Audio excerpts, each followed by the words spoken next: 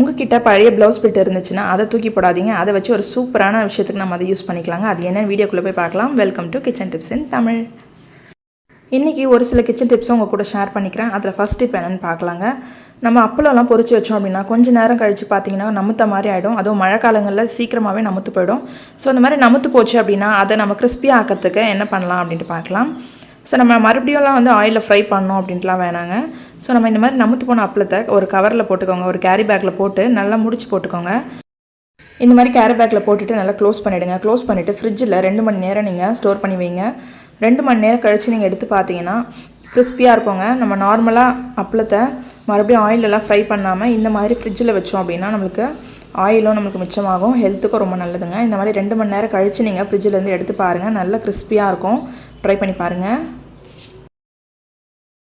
அடுத்த டிப் என்னென்னு பார்க்கலாங்க. நம்ம மட்டன்லாம் வாங்குறப்போ இந்த மாதிரி சோரொட்டி அப்படின்னு சொல்லி கேட்டு வாங்குங்க.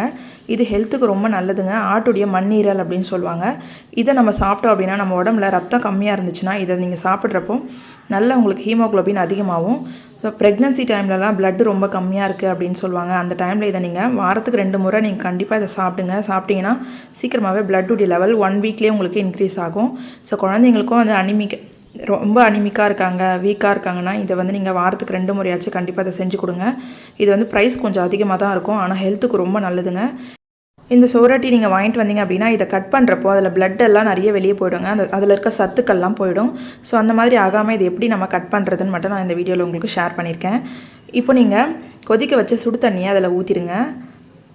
நீங்கள் ஒரு முறை நார்மல் வாட்டரில் வாஷ் பண்ணிவிட்டு அதுக்கப்புறம் இந்த தண்ணியை ஊற்றுங்க. இந்த மாதிரி நீங்கள் சுடு தண்ணியை ஊற்றின உடனே அந்த தோலெல்லாம் பார்த்தீங்கன்னா ஒரு மாதிரி நல்லா ரஃப் ஆகிட்ட மாதிரி இருக்கும். அதுக்கப்புறம் நம்ம கட் பண்ணோம் அப்படின்னா அதுலேருந்து பிளட்டு எதுவுமே லீக் ஆகாது. நம்ம சேஃபாக கட் பண்ணி சமைக்கலாம். ஸோ இந்த மாதிரி நீங்கள் வாங்கிட்டு வந்த உடனே அதை வாஷ் பண்ணிவிட்டு சுடு தண்ணியில் ஒரு 5 நிமிஷம் ஊற வச்சுருங்க. இந்த மாதிரி சுடு தண்ணி ஊற்றி விட்டுட்டிங்க அப்படின்னா கட் பண்ணிங்கனாலும் உங்களுக்கு அதுலேருந்து எந்த ஒரு பிளட்டும் லீக் ஆகாது. நீங்கள் நார்மலாக கட் பண்ணிங்க அப்படின்னா அதில் இருக்க பிளட்டெல்லாம் வெளியே அதில் இருக்க சத்துக்கள்லாம் நிறைய வேஸ்ட்டாக போயிடும். இப்போ பாருங்கள், ஊற வச்சதுக்கப்புறம் நான் கட் பண்ணியிருக்கேன். இந்த மாதிரி தாங்க இருக்கும். கொஞ்சம் கூட அதில் இருக்க பிளட்டு வெளியே வராது. ஸோ இந்த மாதிரி சோரட்டி வாங்கி குழந்தைங்களுக்கும் கொடுங்க. நீங்களும் சாப்பிடுங்க. ஹெல்த்துக்கு ரொம்ப நல்லதுங்க. அடுத்த டிப் பார்க்கலாங்க. நம்ம குக்கரில் சமைக்கிறப்போ பார்த்தீங்கன்னா ஒரு சில டைம் விசிலே சரியாக வராது. அந்த மாதிரி விசில் சரியாக வராது. அதுக்கப்புறம் சைட்லலாம் ப்ரெஷர் வெளியே போகும். அந்த மாதிரி ப்ராப்ளம் ஆகாமல் இருக்கிறதுக்கு நீங்கள் சமைக்கிறதுக்கு முன்னாடி ஒரு முறை இந்த மூடியை தண்ணியில் நல்லா வாஷ் பண்ணி விட்டுருங்க. இந்த மாதிரி தண்ணியில் வாஷ் பண்ணிவிட்டு அதுக்கப்புறமா நீங்கள் க்ளோஸ் பண்ணிங்க அப்படின்னா இந்த ப்ராப்ளம்லாம் வராதுங்க. அதே மாதிரி நீங்கள் எப்போவுமே குக்கரில் சமைக்கிறப்போ குக்கருடைய மூடி க்ளோஸ் பண்ணதுக்கப்புறம் விசிலை ஒரு முறை நீங்கள் தூக்கி பாருங்கள். தூக்கி பார்த்தீங்கன்னா நார்மலாக விசில் சவுண்ட் வர மாதிரி இருக்கணும். அந்த மாதிரி இருந்தால் சேஃபாக இருக்குங்க. நார்மலாக நம்மளுக்கு விசில் கரெக்டாக வந்துடும். ஸோ இந்த மாதிரி தூக்கி பார்த்துட்டு நீங்கள் யூஸ் பண்ணுங்கள். நெக்ஸ்ட் டிப் என்னென்னு பார்க்கலாங்க. நம்ம மொரம்லாம் இந்த மாதிரி பிளாஸ்டிக்கில் வாங்கினோம் அப்படின்னா அது நல்லா புதுசு மாதிரியே இருக்கணும். இந்த மாதிரி அழுக்கெலாம் ஆகாமல் இருக்கிறதுக்கு நம்ம இந்த டிப்பை ஃபாலோ பண்ணலாங்க. இந்த மாதிரி ஒரு கேரி பேக்கை அந்த முரத்துக்குள்ளே போட்டு விட்டுருங்க. போட்டு இந்த மாதிரி கட்டி விட்டுருங்க. நல்லா மேலே இந்த கைப்பிடியாண்ட முடிச்சு மாதிரி போட்டு விட்டுருங்க. இந்த மாதிரி போட்டுட்டிங்க அப்படின்னா நம்ம இப்போ குப்பெல்லாம் வாடுறப்போ அந்த முறம் புதுசு மாதிரியே இருக்கும்.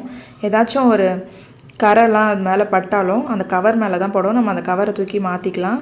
ஸோ முறம் எப்போவுமே புதுசு மாதிரியே இருக்கும். க்ளீன் பண்ணணுன்ற அவசியமும் இருக்காது. ரொம்ப நாளைக்கு நமக்கு அந்த முறம் புதுசு மாதிரியே நம்மளுக்கு யூஸ் பண்ணிக்கலாம். இந்த மாதிரி நீங்கள் போட்டுட்டு பெருக்குனிங்க அப்படின்னா ரொம்ப ஈஸியாக இருக்குங்க.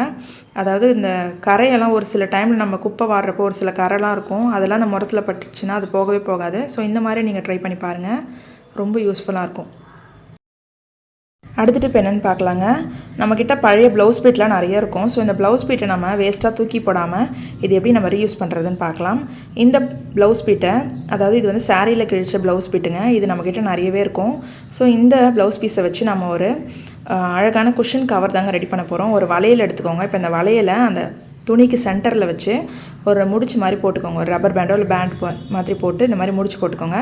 இப்போ உள்பக்கமாக திருப்பிக்கோங்க. திருப்பிட்டு தலைகாணி இருந்தால் எடுத்துக்கோங்க. அதாவது சின்ன சின்ன பில்லோ நம்ம வச்சுருப்போம் இல்லைங்களா, சோஃபாவில் வைக்கிற அந்த குஷன் பில்லோ, அந்த மாதிரி பில்லோலாம் பார்த்திங்கன்னா ரொம்ப பழசாகிட்ருக்கும். அதோடைய கலரே போயிட்டுருக்கும். ஸோ அந்த மாதிரி துணியெல்லாம் நம்ம புதுசு மாதிரி ஆகிறதுக்கு இதை நம்ம யூஸ் பண்ணிக்கலாங்க. இப்போ இந்த ப்ளவுஸ் பீஸ் மேலே இந்த தலைகாணியை வச்சுருங்க. இதை வச்சுட்டு 4 பக்கமும் நல்லா சேர்த்து ஒரு முடிச்சு மாதிரி நம்ம போட்டுக்கலாம். இந்த மாதிரி 4 பக்கமும் சேர்த்து போட்டு விட்டுருங்க. நம்ம இந்த மாதிரி முடிச்சு போடுறதுனால சேர்த்து வச்சு போடும்போது இந்த மாதிரி சுருக்கம் மாதிரி கிடைக்கும். பார்க்க ரொம்ப அழகாக இருக்குங்க. நம்ம கடையில் வாங்கின ஒரு குஷன் கவர் மாதிரியே இருக்கும். இதை நீங்கள் உங்கள் சோஃபாவில் இல்லை ஊஞ்சல் இருந்துச்சுன்னா அதில் கூட நீங்கள் வச்சுக்கலாம். பார்க்க ரொம்ப அழகாக இருக்குங்க. இது ஒரு ப்ளவுஸ் பீஸில் நம்ம செஞ்ச மாதிரியே தெரியாது. பார்க்க ரொம்ப டிஃப்ரெண்ட்டாக அழகாக இருக்கும். நான் என்னுடைய ஊஞ்சலில் தான் இதை வச்சுருக்கேன் பாருங்கள். ரொம்ப அழகாக இருக்குது. எனக்கு ரொம்ப பிடிச்சிருந்தது. நீங்களும் ட்ரை பண்ணி பாருங்கள். ஓகே ஃப்ரெண்ட்ஸ், இந்த டிப்ஸ் யூஸ்ஃபுல்லாக இருந்துச்சுன்னா மறக்காமல் உங்கள் ஃப்ரெண்ட்ஸ் அண்ட் ஃபேமிலிக்கு ஷேர் பண்ணுங்கள். நம்ம சேனலை மறக்காமல் சப்ஸ்கிரைப் பண்ணிக்கோங்க. தேங்க்யூ.